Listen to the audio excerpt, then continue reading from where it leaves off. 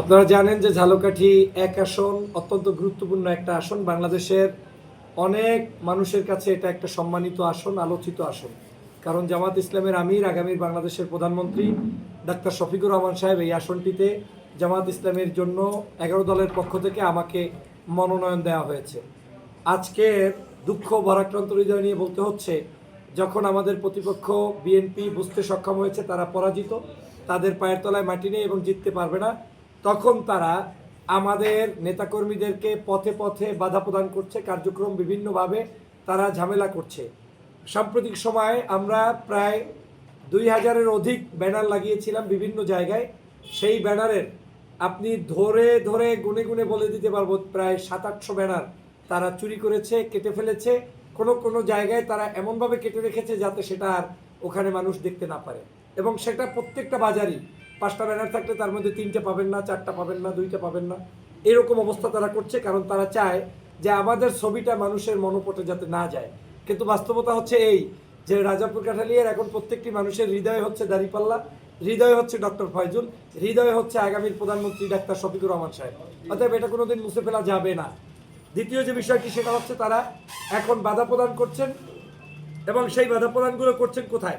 সাম্প্রতিক সময় আপনারা জানেন পেংরিতে আমাদের মহিলা সমাবেশকে কেন্দ্র করে মহিলারা বিভিন্ন জায়গায় ছোট ছোট আকারে তারা দাওয়াত দিতেছিল। সেই দাওয়াতগুলোতে তারা সেখানে পথ রুদ্ধ করেছে, তাদের সেখানে গাড়িগুলো আটকিয়ে দিয়েছে, এবং এমনকি অপদস্থ করে তাদেরকে কোলায় নামিয়ে দিয়েছে, একদিন তাদেরকে গাড়িতে তুলে ফেরত পাঠিয়ে দিয়েছে। এভাবে করে আমাদের বোনদেরকে বাধা প্রদান করেছে, অকথ্য ভাষায় গালিগালাজ করেছে। তারপরে পশ্চিম কারুদাসকাঠি আজকের আমিরে জামাতের আগমন উপলক্ষে ঝালকাঠিতে স্বাভাবিকভাবেই যত ব্যস্ততা থাকুক আমাদের উচ্ছ্বাসিত কর্মীরা যাবেই, কিন্তু সেখানে তারা পথ রুদ্ধ করে আমাদের গাড়িতে মানুষ করতে দেয়নি, প্রশাসনকে জানাতে হয়েছে। নারিকেলবাড়িয়ার ক্লাবে, হাজিরহাটের বাজার সহ বিভিন্ন জায়গায় জানা অজানা বহু জায়গা এমন অবস্থা এখন চলছে যে প্রতিদিন 10টা ঘটনা ঘটে। 10বার আমার পক্ষে এসপির কাছে ফোন দেওয়া সম্ভব না, ডিএজি স্যারের কাছে ফোন দেওয়া সম্ভব না, এই ওসি সাহেবের কাছে ফোন দেওয়া সম্ভব না, এবং ফোন দিলেও তারা এটাকে অতটা গুরুত্ব দিবে কিভাবে আমি সেটা ভাবছি। কারণ আমরা প্রতিটা মুহূর্ত আমরা এটা কিন্তু দেখছি আমাদের উপরে জুলুম অত্যাচার চলছে। সাম্প্রতিক সময় আমরা দেখেছি বিএনপির সাধারণ সম্পাদক ছিলেন সাবেক, এখন সভাপতি আবুল কালাম আজাদ সাহেব, সম্ভবত কালাম চেয়ারম্যান সাহেব নামে পরিচিত ভদ্রলোক, বললেন যে আমরা নাকি প্রত্যেকটা মুহূর্ত প্রশাসনকে ব্যস্ত রাখছি এবং নালিশ করছি। আজকের আমাদের প্রত্যেকটা কাজে তারা ঝামেলা করছে।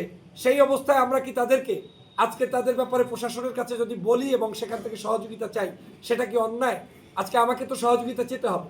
নির্বাচন কমিশন স্পষ্ট বলেছিল যে নির্বাচন পরিচালনাকালীন এই যে সময়টা, এই সময়টাতে আমাদের নিরাপত্তা থেকে শুরু করে, আমাদের প্রচারণার নিরাপত্তা থেকে শুরু করে, আমাদের কর্মীদের নিরাপত্তা থেকে শুরু করে, এবং অবাধে আমরা আইন মেনে মিছিল মিটিং সব করতে পারবো। সেখানে কোনো প্রতিপক্ষ কর্মী কাউকে গালিগালাজ এমনকি খারাপ ভাষায় কোনো কিছু বলতে পারবে না।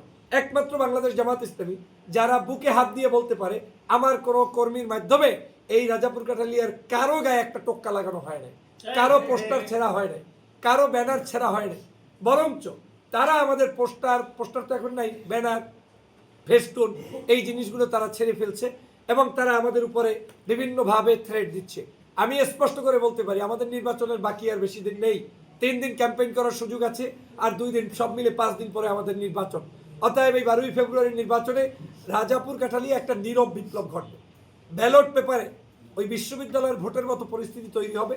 আমরা ভয় পাই না, শুধু আপনাদের মাধ্যমে জানাতে চাই ভোটাররা যেন সেন্টারে নিরাপদে আসতে পারে, এবং আমাদের প্রত্যেকটা সেন্টারে আমি আহ্বান জানাই সন্ত্রাসীদের রুখে দিতে আমাদের দেশপ্রেমিক সেনাবাহিনী যেন রাখা হয়, আমাদের অন্যান্য বাহিনীগুলোর সদস্য যেন পর্যাপ্ত রাখা হয়, এবং বিএনপির কিছু দুষ্ট এবং দালাল যারা বিভিন্ন শিক্ষা প্রতিষ্ঠানে চাকরি করে তারা যাতে ওই সকল জায়গায় ওই পোলিং এজেন্ট বলেন, প্রিজাইডিং অফিসার বলেন, এগুলো হয়ে কোনো অবস্থায় মেকানিজম করতে না পারে।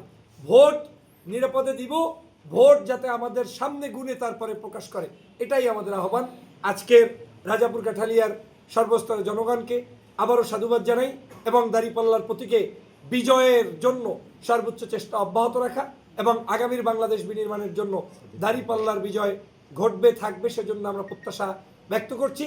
সর্বোপরি আজকের ধন্যবাদ জানাই আমাদের আমিরে জামাত ঝালকাঠিতে এসে আমাদের এই 2 আসনকে ধন্য করেছেন ডাকসুর ভিপি, আমাদের ছাত্র জনতার হৃদয়ের স্পন্দন সাদিক কাইয়ুম সাহেব রাজাপুরে আজকে এসেছিলেন, আমরা তার আগমনে ধন্য হয়েছি। এভাবে করে আমরা আমাদের জাতীয় রাজনৈতিক ব্যক্তিত্বরা যারা দেশপ্রেমিক তারা আমাদের এখানে অলওয়েজ ওয়েলকাম, তারা আসবেন, আমাদের দেশকে নেতৃত্ব দিবেন এবং আমাদেরকে পরামর্শ দিবেন। সবাইকে ধন্যবাদ।